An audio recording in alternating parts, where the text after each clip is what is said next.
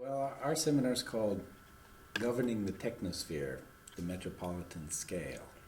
And the proposal is basically to begin with the idea that a large city, an urban area, is able to internalize all that vast complexity that makes the technosphere appear so abstract and intangible. We think that it is in fact an ensemble of very material functions historically developed that comes to bear upon any large urban area, is expressed in and reworked on that ground, and then reprojected into the world economy, the sphere of ideas, and crucially also the sphere of attempts to regulate those processes, which constitute what you can call governance. So what we're trying to do is, first of all, to represent, and this takes on artistic means, cartographic means, narrative means, analytic means, with all those different approaches, particularly the artistic ones. We want to try to represent what some elements of what can be called the technosphere, and then try to see how it is governed. And we're hoping that the participants can add both other domains, other extents, other metropolitan areas, perhaps other ways of focusing in on real instantiations of this, planetary mesh of technologies that's known as the technosphere, and also other vectors of governance, other ways in which it is regulated, obviously for good, ill, and everything else. That is to say, not all regulations necessarily either control or steer the development of this thing. They may simply accelerate it. But we don't just mean regulation as in the sense of a government regulation. I mean, there are all sorts of forces that regulate the realities that we experience every day. And in terms of the scale, we've done a long-term kind of exploration of scales, looking at the immediate, like the local, like us talking face to face, to the urban, to the national, continental, and global, and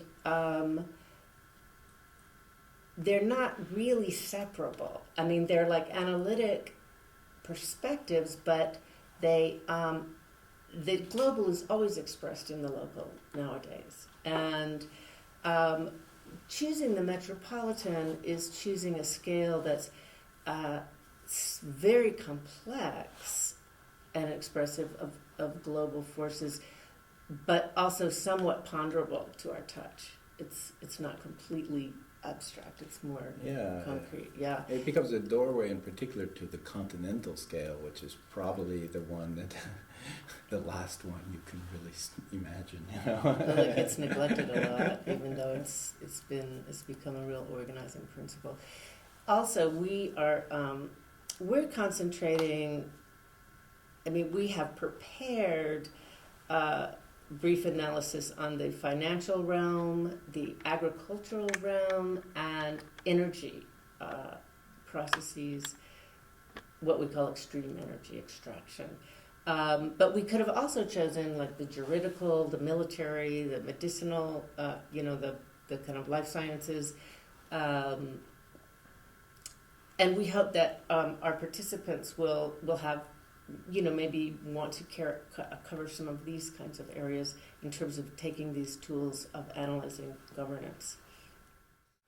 Well, we really, to prepare for the seminar, we really constituted a team for the exploration of our metropolitan area and the way that it is imbricated in the system of scales that Claire described.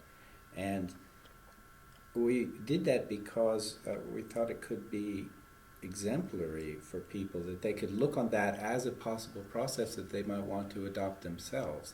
So this constitution of a group has multiple heads, multiple capacities, multiple forms of expression. But our aim was not so much to simply let that multiplicity loose to, engage in, kind of a total hybridization or whatever. No, we actually wanted to try to see if we couldn't produce some representations and combine them to create the beginnings of a kind of portrait of what's going on in our area. And we wanted to do that in our own area so that we could bring the campus back to where we live and not produce a kind of abstracted cosmopolitan knowledge. That is very good for the world scale, but it's how do you bring the global scale back into your, this metropolitan scale where one can really have a political incidence, political and cultural effect, which doesn't simply end up, in this kind of itinerant sort of career that cultural producers often have now because of the global division of labor, the distribution of resources, and so on. How can you really bring that back? And how then can the experimental assembly start to include people who don't travel, who are of other class levels, who take this question of, exploring, experimenting, and representing in very different ways than might reach here in Berlin? Yeah, we've done a kind of collective, ambulatory learning process in the Midwest with a group of artists and writers where we get together, make an itinerary, and go visit places. A lot of looking at infrastructure, but also looking at examples of people conducting kind of experimental culture and maybe experimental solutions to certain problems, say a permaculture farm. And so it combines a kind of embodied research with the kind of research that's now available on the internet, which is just like endless. But the idea of anchoring it in an experience, I think, is really interesting, and we hope to share some of that. And when we started exploring the Midwest, I was really interested to find that there were a lot of people doing things where they committed to time and place, okay, a kind of thing we would associate with the local. But what they were doing was in full cognizance of the global connections, right? And this seems a very kind of a provocative observation. Is this the best way to go about trying to make have an effect in this kind of overwhelming world? Yeah, I think another thing about the Midwest, Chicagoland, which is the name for the larger metropolitan region, is that questions of race and class are absolutely unavoidable for our daily life, for our politics, for the way the economy is structured. These are struggles. There's a lot of injustice. The key word for many people nowadays is environmental justice. That looks at the kind of differential impacts that pollution, industry, and so on. We certainly do not live in a post-industrial age. And yet the point is not just to look, the point is to engage. So how can we can't express that fully at what for us becomes the global scale. We have to think about the mediation of the European continent, of the German nation, of the Berlin metropolitan area, which only a few of our participants will come from.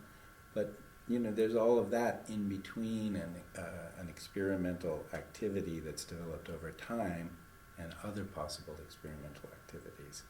I think there is a certain loss when you transport in a frameable bubble this notion of experimentation. Then you can be in a white cube, a laboratory, and so on, but you don't have the density of a long-term engagement, not just with a place, but with the evolution of society in that place. You can't transport that. One of the things I'm interested in being here, and one of my personal interests in the Anthropocene campus is You know, some have described the Technosphere as a kind of machine that would go of itself, that we are only serving the Technosphere, right? And I'm really interested in at what point does our technology become alien? Like, because I believe that technology is us. Like, that's our adaptive tool in whatever environment we're in. But of course, we make a secondary environment, and then it changes us, etc. And we had an example of Japanese crafts, like pottery and basket weaving, that someone showed in one of the seminars. And it was amazing how these items express the whole ecology of the place they were made. And I wonder if when our technology stops having that capacity to express a place or express the ecology that we depend on, does it then become alien? It's just a question that has kind of come up for me here. Yeah, and when you try to engage in a representation of a political ecology, you also begin to question what are the dynamics of that political ecology.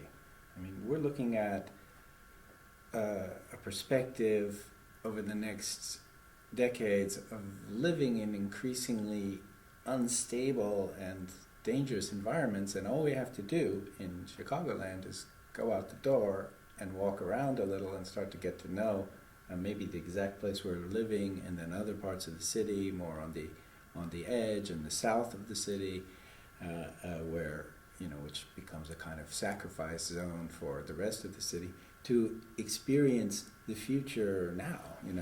And this this is really worth doing because the future is coming, and these things that we're dealing with here in the kind of virtuoso mode of advanced academia and so on. I think the reason we're doing it in the deep, intention of the Anthropocene campus is to look for the sources of that word that has become so prominent, resilience. Because resilience means being able to take the blows that the unwanted consequences of technology are now producing.